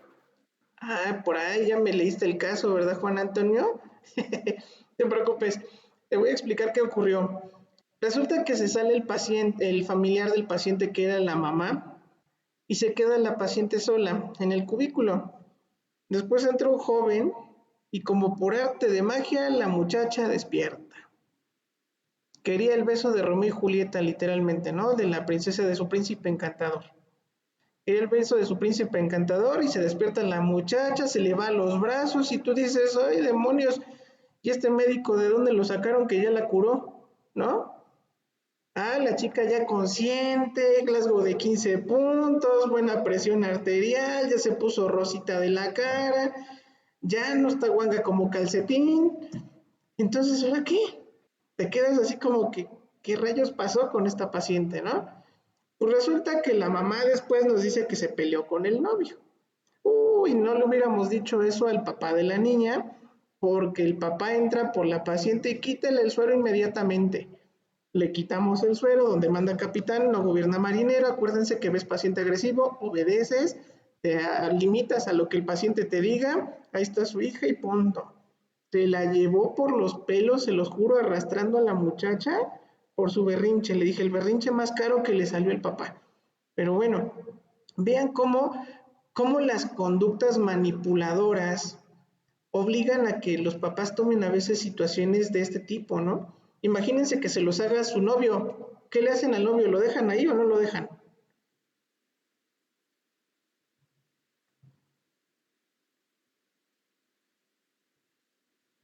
¿Cómo se ve que los quieren, eh? Qué barbaridad. No, bueno, está bien, no se preocupen. Pero vean entonces cómo nuestro cuerpo, nuestro organismo empieza a transformar todas estas emociones, cómo los empieza a empezar a transformar, así como dicen, se transforman ustedes automáticamente. Y lo que decía hace ratito Gloria, aquí está la parte bien importante, la disociación. Estos provocan generalmente perturbaciones o peculiaridades en la memoria. Cuando nosotros tenemos una crisis tan grave de estrés que no se pudo controlar, que ya vimos incluso trastornos conductuales en el aspecto físico o fisiológico de un paciente, ¿qué es lo que sigue? Bueno, pues vamos a ver ahora disociaciones, cambios de personalidad. Y ahí vienen otros trastornos como esquizofrenia. ¿Han escuchado hablar de la esquizofrenia? Hay muchos esquizofrénicos en la calle, de verdad, ¿eh? Tú vienes caminando y nunca falta. El otro día estaba yo parado en la parada vaya la redundancia, en la parada del transporte y de repente me aventaron un huevo. Imagínate hasta dónde llega la gente, hasta dónde llega la psicología de la gente que empieza a tener actitudes de este tipo, ¿no? O que rayan tu carro, o que van a tu casa y te pintan las paredes. O sea, ya son conductas completamente disociativas, porque ya no son comportamientos normales. Aquí es cuando ya nosotros empezamos a focalizar una conducta que puede ser incluso autodestructiva, ojo. Veíamos el suicidio, ¿se acuerdan del suicidio? Veíamos que los chicos en la actualidad se están suicidando cada vez más. Hay adultos que se están suicidando también con mayor frecuencia. Entonces, ojo, porque cuando nosotros estamos ante un paciente de duelo, es muy común que existan este tipo de trastornos disociativos. De hecho, en todos los escenarios del duelo, que los vamos a ver mucho más a detalle y más a fondo más adelante todavía, vamos a ver que todo este tipo de personalidades siempre se van a ver en el paciente de duelo, siempre. Va a haber aceptación, va a haber negación, va a haber ira, va a haber aceptación. Todas estas emociones, todos estos trastornos disociativos que tiene el paciente, los vamos a ver en un momento determinado, ¿sale? Trastorno de ánimo o trastorno afectivo. Se caracteriza por las dificultades del estado de ánimo, ya sea tristeza excesiva a lo opuesto, excitación frenética y júbilo. Ahí vemos entonces que también son cambios emocionales muy frecuentes, hay una labilidad emocional, de hecho así le llamamos, labilidad emocional. El paciente a veces puede estar en una actitud adecuada, posteriormente puede tener una actitud completamente retraída, completamente en cama. Ajá. Yo creo que cuando nosotros estamos tristes, cuando estamos viviendo algo, pues ya lo mencionábamos en su momento, ¿no? Algo hacemos, algo estamos acostumbrados a hacer, ¿no? Entonces, algo parecido a la bipolaridad, ¿no? Ándale, muy parecido efectivamente. hay momentos en los que estamos súper eufóricos y cuando les dicen el regreso presencial se ponen todos tristes, literal, ¿no? Ah, ya vi la sonrisa de Gloria, no está triste. Muy bien. Entonces, vean cómo nosotros podemos a veces condicionar o modificar esto un poquito. Trastorno de la personalidad, ojo, son patrones inadaptativos de conducta que aparecen a temprana edad. De ahí la importancia que nosotros tengamos que analizar esto desde niños. Niños que a lo mejor no tuvieron una infancia normal, digámoslo así. ¿Qué hay detrás de lo que hubo en esa infancia? Porque aquí es en donde se va a manifestar. Se van arraigando con el tiempo y no son considerados como normales por las personas que los muestran, pero que al final del día nosotros vamos a desarrollar estos efectos en un momento determinado. Yo, por ejemplo, toda mi vida, de hecho desde que tengo 12 años de memoria de mi corta edad, de 12 años, desde esa edad yo ya empecé a trabajar. Más que por necesidad empecé a trabajar porque yo me adapté a un rol donde veía a mis padres trabajar, donde veía que todo el mundo producía y yo pues qué, ¿no? O sea, yo desde los 12 años me empecé a enrolar en el trabajo. Empecé a tener un trastorno de personal antisocial. Si ustedes me preguntan, dime cuántos amigos tuviste de la infancia, pues contados y entre comillas amigos, porque solamente fueron pasajeros por mi vida y de ahí pues ni supe ni qué onda con ellos de su vida, ni mucho menos. ¿Cuántos de ustedes, por ejemplo, tienen contacto todavía con amigos de la primaria? ¿Ustedes tienen contacto con amigos de su primaria? Yo sí, profe. Pues imagínate, ¿no? Entonces, qué padre que a lo mejor ahí no fue tan marcada el aspecto del crecimiento que ustedes tuvieron como personas, porque sí tuvieron una infancia. En el caso de un servidor me tenía que ir a cargar trailers, me tenía que ir a trabajar cargando bolsas, pequeños paquetes, bueno, a lo que podía mis capacidades. Entonces yo desarrollé ese trastorno de personal antisocial. En mi juventud, vaya, cuando yo tenía 20, 15 años, pregúntame si iba a fiestas o me juntaba con los chicos de mi edad, olvídalo, para nada. Mis amigos eran personas adultas de 60, 65, 70 años. Entonces, imagínate, ahí se modificó muchísimo mi personalidad, ¿no? Y a la fecha, pues lo agradezco, porque afortunadamente gracias a eso, pues tengo mi trabajo, tengo una personalidad pues que yo considero responsable. Vamos a ver más adelante qué tipos de personalidades son cada una de estas. Pero también vean que hay personas paranoides, hay personas que le tienen miedo, por ejemplo, a muchas circunstancias de la vida. Ajá, yo, por ejemplo, le tengo miedo a los juegos mecánicos. Y eso por cada cosa que veo que pasa. Ahora imagínate, me ponen unos caballitos enfrente, literalmente para mí es como algo mortal, ¿no?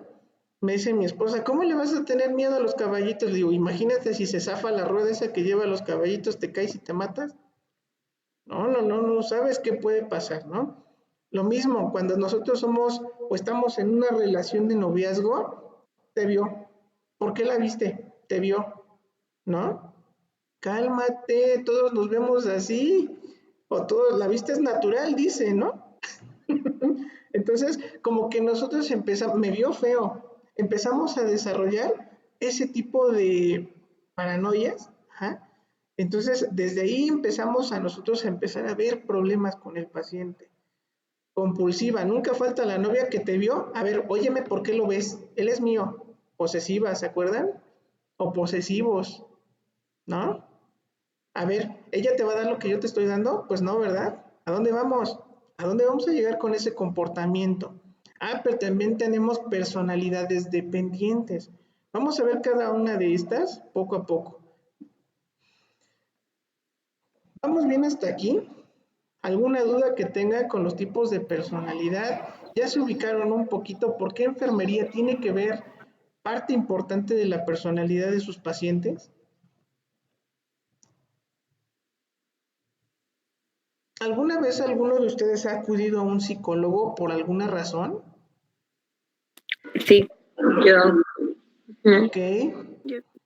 ¿Y les han hecho algún test de personalidad o algo así por el estilo?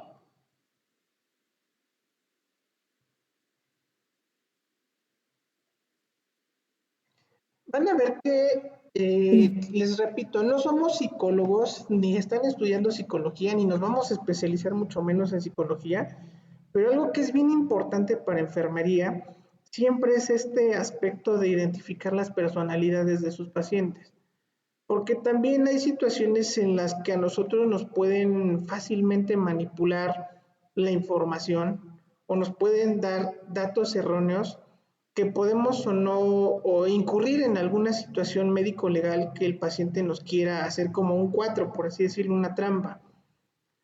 El otro día una de mis jefas de servicio me recriminaba porque dice, ay Alberto, ni con tus años de experiencia que tienes identificas que la paciente está fingiendo.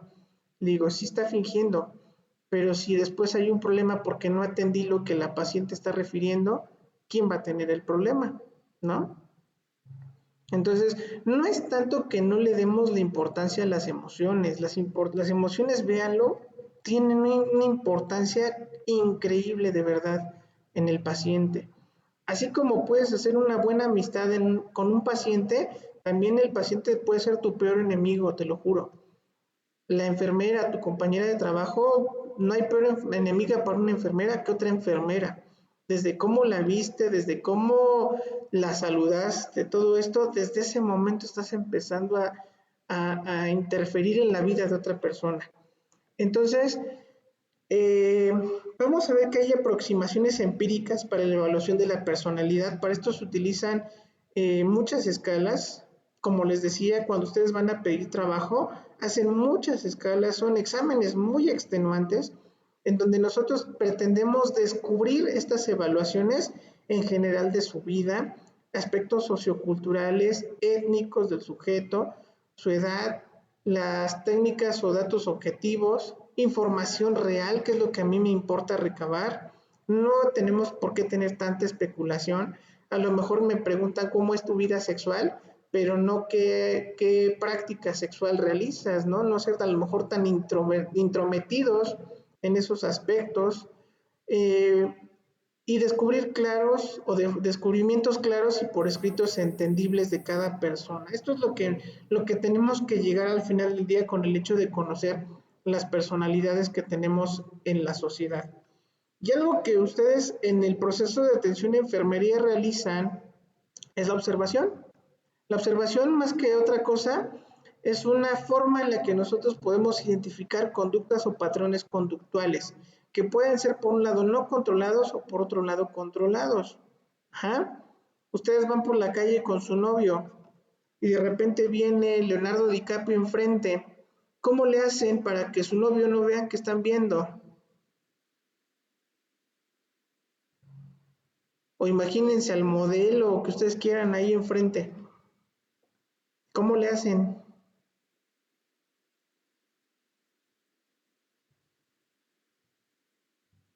¿Cómo le harías, Jocelyn? Imagínate, vienes con el galán, ¿no? Y de repente enfrente de ti viene un chicazo de aquellos que, híjoles de Dios, ¿cómo le haces para que tu novio no vea que lo estás viendo?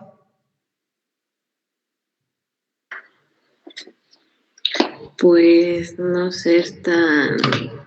Lo mandas a la tienda que te compre algo, ¿no? O te pones gafas oscuras, ¿no? No lo volteo a ver. O uno finge Para demencia, como dijeran por ahí, ¿no? Eso es lo que nosotros queremos que ustedes como enfermeras logren, que sean observadoras. La observación como método de investigación siempre tiene que ser un sistema de medición objetiva de las condiciones del paciente. Como ven, hay situaciones que no podemos observar a simple vista, pero las actitudes de los pacientes dicen muchas cosas. Las actitudes de los pacientes o el comportamiento nos dice mucho. Ajá. Y obviamente pues aquí también es involucrar a las demás personas. No siempre tiene que ser necesariamente el paciente el objeto de observación. Tenemos que ver también a las demás personas que están a su alrededor del paciente, porque también a veces las intervenciones que nosotros hacemos en un manejo tanatológico, lo hacemos extensión de él hacia la familia, porque no, la persona como tal sí está viviendo un duelo, pero también quien vive el duelo es la familia. No sé si han escuchado hablar de terapias de familia o terapias familiares. Entonces, todo este tipo de tratamientos, todo este tipo de actividades o de intervenciones, más allá de centrarse en la necesidad de un paciente, también tiene que verse en la necesidad de una familia. Porque por cuestiones de personalidades, ojo, ha habido muchas rupturas familiares, por muchas cuestiones de que a lo mejor no se entiende la forma en la que está viviendo un integrante de la familia el duelo, empieza a haber también relaciones destructivas dentro de la misma familia. Y de ahí pues los problemas, que ya no se habla fulanita con fulanita y que se llega fulanito con sutanito, pues ya se van de la casa. A lo mejor son problemas que nos podrán sonar muy familiares, como en el caso personal, pero pues al final del día pues no hace uno más que entender a las personas y punto. No tenemos que enfrascarnos y tenemos que buscar que las personas no se enfrasquen en los problemas, que no se enfrasquen en el duelo. Podemos tener diferentes tipos de observación, como les mencionaba, las observaciones controladas.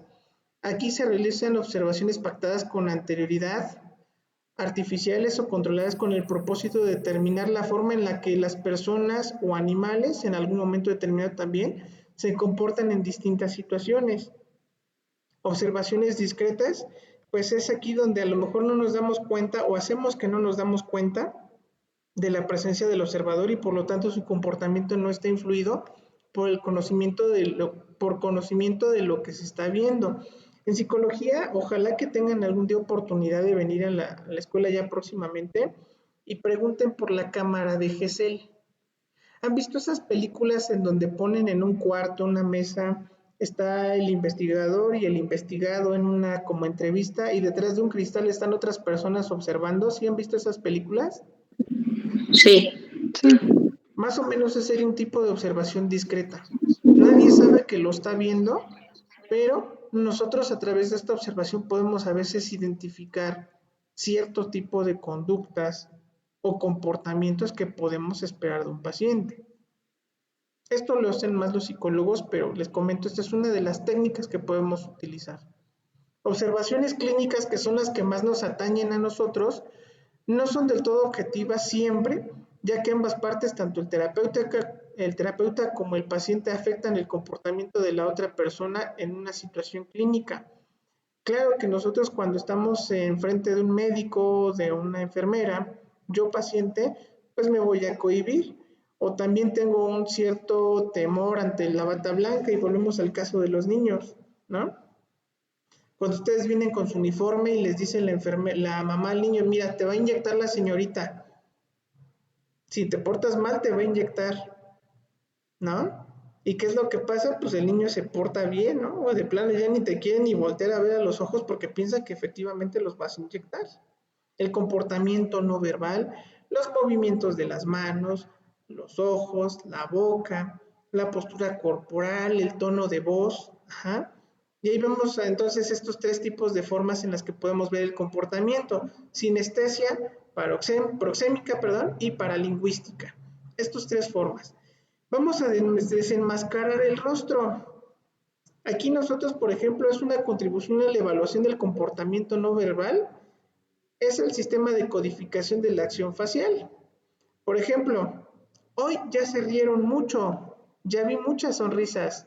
Eso es bueno, reírse es bueno. Entonces, lo que queremos lograr nosotros con esto es analizar el contenido. ¿Qué contenido está teniendo este paciente con esta personalidad, con este comportamiento que tiene?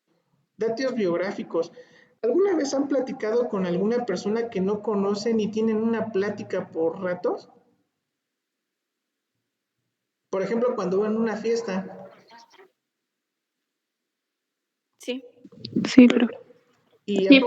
¿Y a poco no les terminan diciendo esa persona con la que platicaron datos importantes de su vida?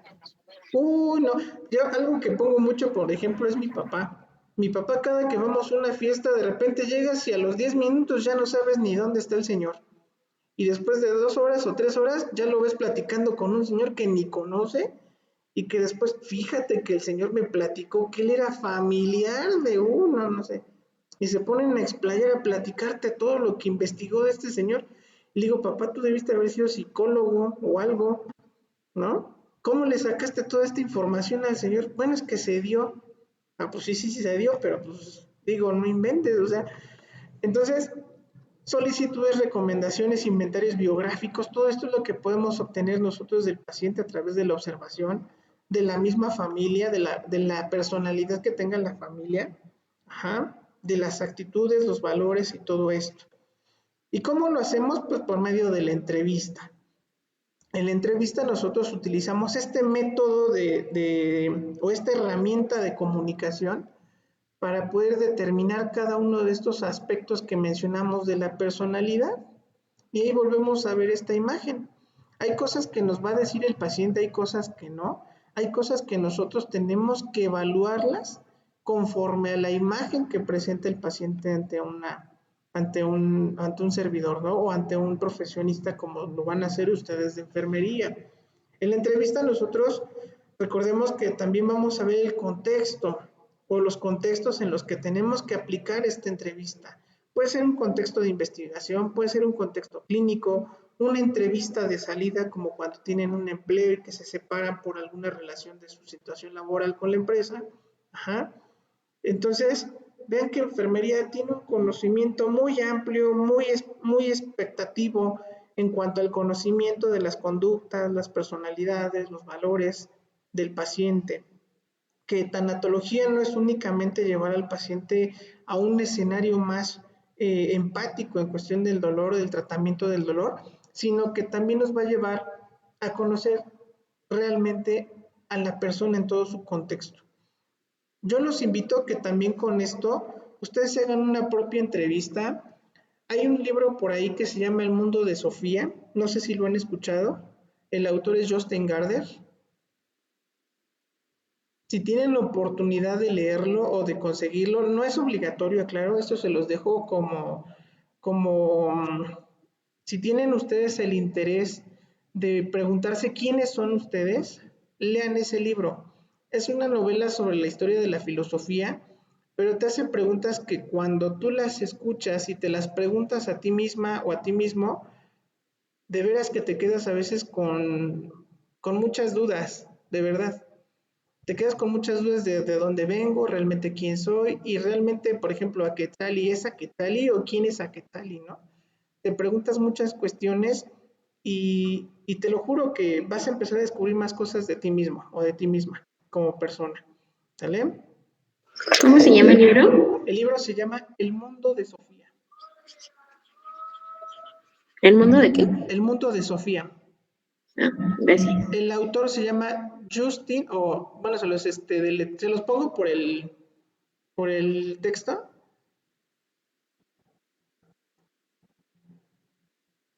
Ya se los escribí. Se llama Jostein Gaarder. Él es el autor de este libro. Y de una vez para hacerles a la idea, no tiene dibujitos, pero está buenísimo, se los puedo asegurar. Y les voy a escribir también el nombre del libro para que si les interesa saber un poquito más de ustedes, lo puedan ustedes leer, o si alguien se los puede prestar, porque también puede ser que alguien lo tenga y se los pueda prestar, para que le echen una ojeadita. Está muy, muy interesante ese libro. Análisis y evaluación del comportamiento, que esto es lo que más nos interesa a nosotros en enfermería. La modificación del comportamiento es un conjunto de procedimientos terapéuticos, esto siempre va a ser así, siempre se va a dar de esta forma. Aquí es importante que nosotros en el paciente determinemos si existen riesgos, por ejemplo, de conductas autodestructivas. De hecho, la mayoría de nosotros en alguna parte de nuestra vida lo hemos hecho. No sirvo para nada, es que no es posible que yo haya hecho esto, cómo fui tan tonto, cómo fui a lo mejor o cómo pude haber hecho esto. Son conductas que a nosotros mismos nos afectan. Estamos autodestruyendo nuestra propia imagen y muy pocas veces se les da el reconocimiento. ¿Qué situación creen que ustedes puedan aportarle al paciente en una situación complicada, a lo mejor ya no en el momento del duelo, pero qué situaciones podrían manejar en un paciente que va saliendo del duelo, por ejemplo.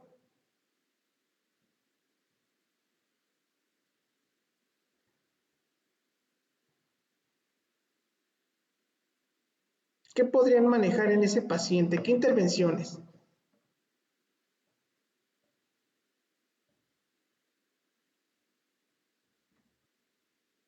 ¿Se acuerdan, por ejemplo, de la película del embarazo adolescente? Sí, ¿Qué fue lo que hizo, si no me equivoco, se llamaba John, el personaje? ¿Qué hizo John para salir adelante después de que lo abandonó su esposa?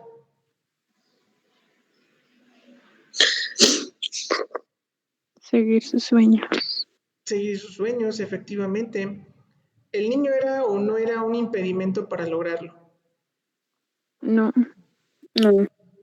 ¿Y qué fue lo que hizo la decana después de que se dio cuenta realmente qué valor le daba a su hijo? Pues, bueno, primero, la decana pues se dio cuenta que no debes de juzgar antes de tiempo. Ujú. Y vio que en realidad, pues sí, que a la vez su hijo, en este caso, pues sí fue como su fortaleza en todo momento. Así es. Y por ahí dice un dicho, soñar no cuesta nada. Yo creo que nosotros tenemos muchos sueños. Yo creo que el más importante de ustedes en este momento es terminar la carrera. Y yo creo que cuando ustedes incursionen en la vida profesional se van a acordar de todas estas palabras que estamos viendo. Se van a acordar de todas estas vivencias. Créanme que todo lo que nosotros hacemos es para el crecimiento personal, para el crecimiento profesional, no se diga con mayor razón. Pero lo que nosotros no debemos de dejar de lado es el contexto del paciente. Y vuelvo a repetir en ello. El contexto del paciente siempre va a ser el contexto del paciente, la visión del paciente va a ser siempre la del paciente. ¿Qué es lo que nos queda después de hacer este análisis de las personalidades? El ser asertivo. El ser asertivo nos va a encaminar a que nosotros podamos entender en gran parte el dolor o el sufrimiento que tiene el paciente, pero también nos va a llevar a sensibilizarnos con la forma en la que nosotros atendemos a los pacientes. Una gran enseñanza que tuve de una maestra que en paz descanse hace muchos años me decía, trata a tu paciente como tú quieras que a ti te traten. En situaciones difíciles como lo es el duelo, no existe nada más agradable que alguien le estreche la mano a una persona. Así sea un duelo emocional por la pérdida de una relación de noviazgo incluso, hasta por la pérdida de un amigo, porque yo amigos que pues digo dentro de mis poquitos amigos que tengo, pues algunos ya fallecieron, porque les digo la mayoría de mis amigos son adultos mayores, entonces, pues imagínate, ¿no? Realmente, pues te tienes que adaptar, tienes que readaptar tu vida a nuevas condiciones sociales, tienes que abrirte a otros mundos. Y eso es lo que tenemos que hacer con el paciente, sacarlo del duelo. Tenemos que sacarlo a otro horizonte. Y muchas veces es retomar los sueños que nos han cumplido. Esa es la realidad.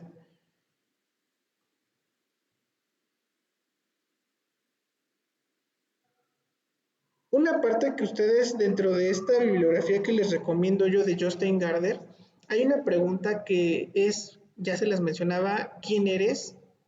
¿De dónde vienes? ¿Hacia dónde vas, por ejemplo? Es una inspección de uno mismo. Tenemos a veces que llevar a estos pacientes a empezar a conocerse más. Muchas veces de los grandes sueños no se logran porque no conocemos nuestras capacidades. Yo me acuerdo que dentro de un escrito que hice, hablaba yo acerca de nosotros no sabemos de lo que somos capaces hasta que no vencemos nuestros propios límites y no vencemos nuestras propias capacidades. Entonces, imagínense cómo es que tenemos que enfrentar a estos pacientes con duelo a estas circunstancias. ¿Creen que sea un reto o no sea un reto?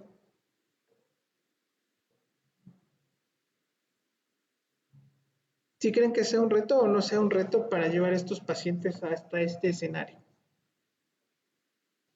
es un reto. Pues es bastante el reto, ¿verdad?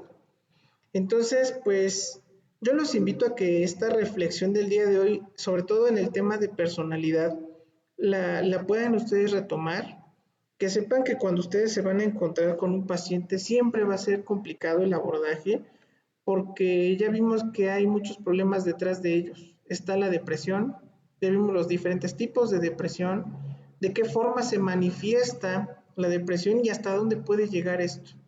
Estuvimos viendo las modificaciones de la personalidad y por consecuencia de la conducta de la persona, y vamos a seguir analizando algunos otros componentes porque vamos a llegar posteriormente a la etapa de la vejez, y van a ver que en la etapa de la vejez es todavía más complicado a veces sobrellevar la conducta hacia un escenario más saludable, porque vamos a ver aquí lo que mencionábamos durante la clase, ¿no? De qué forma los abuelitos se vuelven un poquito más necios, digámoslo así, de qué forma son un poquito más renuentes al cambio, a la personalidad que puedan tener, porque es que modifican mucho su cuidado personal, por ejemplo, ¿no? Entonces todo esto tiene que ver mucho con el hecho de la convivencia que tengan, de la integración o de la inclusión social que tengan estos pacientes. Porque incluso véanlo, incluso en un paciente joven que ha tenido duelo, hay ocasiones que incluso su círculo social se reduce mucho. Si han llegado a ver algún caso así, que son personas que cambian completamente su estilo de vida. Son personas que a lo mejor tenían un círculo de amigos muy amplio y de repente se reduce muchísimo. Se reduce muchísimo porque su conducta, su comportamiento se modificó a consecuencia de este duelo que vivió, ¿no? ¿Se acuerdan de la película de Elsa y Fred? ¿O de Ella y yo? Sí, profesor.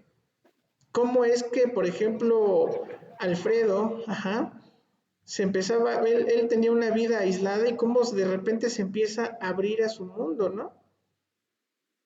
Esa es una parte en la que podemos nosotros influir nosotros para que tengan una mejor convivencia. Y bueno, tenemos que hacer del duelo y del seguimiento de los pacientes en tanatología de lo más funcional posible. No podemos hablar de satisfactorio, como decíamos, del amor ideal, pero sí tenemos que adecuarlos a una vida mejor. Siempre va a haber algo adecuado para cada uno de nosotros, esa es una realidad. Y bueno, no sé si quieran compartir su experiencia del día de hoy, ¿qué les pareció este tema? ¿Estuvo interesante? ¿No estuvo interesante? ¿Qué opinan?